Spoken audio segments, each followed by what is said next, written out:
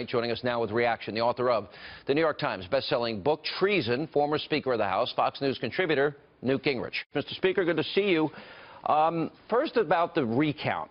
Do you really believe Jill Stein, with less than 1%, is doing this all on her own? Because it's kind of conspiracy week. Hillary's thinking that the Russians hacked into Wisconsin's voting machines. So can't we say that I think that Hillary probably is prompting, or her people are prompting Jill Stein? That seem plausible? Look, well, first of all, you covered an amazing amount of ground in that opening report. I want to commend you. And you used video beautifully to get people to understand you're simply giving them what actually happened, not your opinion, but they get to see for themselves. I thought it was brilliantly done. I think the recount mania is one more example of the collapse of the Democratic Party as a realistic institution. Next, we're going to be told that not only were the Russians engaged, but that there were Martians who were secretly voting in a variety of hamlets, and they were all right-wing Martians. Yeah. And that, therefore, you know, we have to have a whole new election. Yeah. I mean, think about it. What you're watching is and you're seeing this also with Keith Ellison running for Democratic National Committee chairman. I mean, you're seeing the sort of nutty wing of the Democratic Party begin to take over. And what Hillary said on election night was the right thing to say. I mean, if there was a realistic chance that they could turn 3 states and therefore turn the election, you could say, all right, I get it. There's not. I mean, nobody believes they're going to turn Pennsylvania, period. If you don't turn Pennsylvania, nothing matters. They're probably impossible to turn Wisconsin. It's too big a vote. It's too honest a state. Even the White House has conceded. The Russians weren't there. The Martians weren't there. I mean, none of these explanations work. And then you've got Michigan. The odds against them turning all 3 of those states, which is what they'd have to do, are probably 1 trillion to 1. So you begin to get into the nuttiness phase. Well, we're leaving the phase of coloring books. A large enough number that it's irrational. We're leaving the phase. Look, it's been a shock phase. Play-Doh, coloring books, aromatherapy, pet therapy, hot cocoa served to poor little students by their professors. So I guess the next stage is going to be the radical left stage, which is their anger. And so don't they really, there's a motive here to delegitimize Donald Trump. There's a play here. Don't you think it's that? But yeah, of course. But the problem they've got is they're doing it so badly, they're going to delegitimize themselves. They're going to end up looking silly. I mean, you know, and I think we should just say, you know, all of the nutcakes who want to gather and be part of the Democratic Party should feel very free to do so. Just don't ask the rest of us to take you seriously. But it's perfect if it's therapy for you to get together and whine and whimper and chant anti-Trump, anti-Trump. Fine, America's a free country. You're allowed to be weird. Yeah, you are. It's free will. Absolutely. All right, let me move on.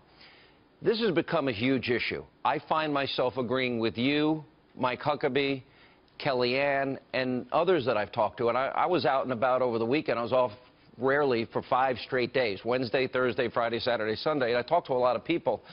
And people are just shocked at the idea about 2 things, that Donald Trump made comments that he doesn't want to go after Hillary necessarily, and 2, that he might pick Mitt Romney to be his Secretary of State. I just played the comments of Mitt Romney. I want to get your take on why you think it would be a bad idea.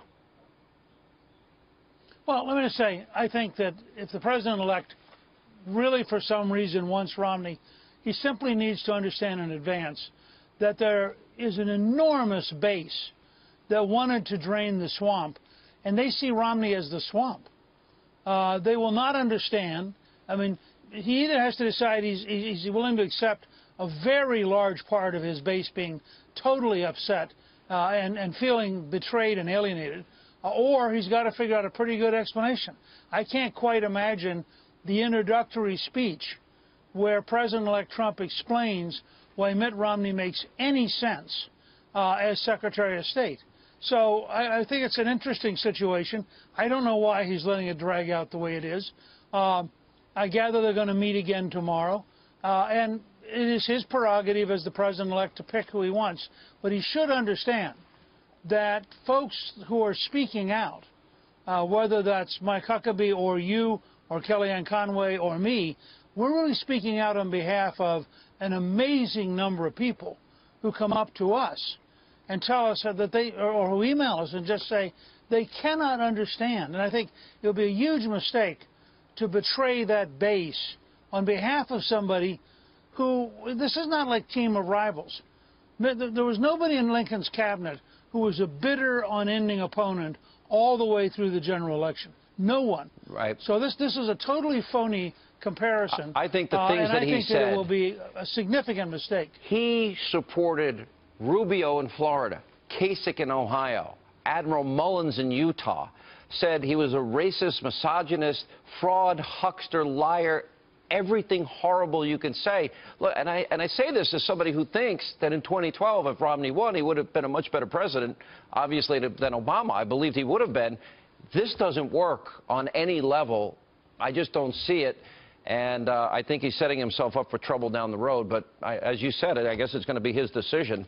But I would, not that anyone ever listens to me, Mr. Speaker, but I would strongly urge no on that. And there's other qualified people. General Petraeus was there today. I happen to be a big supporter of Rudy for that position, but, you know, they haven't decided, and we'll see which way it goes. Look, well, let me just join you in that for a second. Rudy Giuliani is the most effective turnaround artist to be a mayor in the United States in my lifetime. He is a straight shooter. He actually has had business dealings in 80 different countries. He understands the world.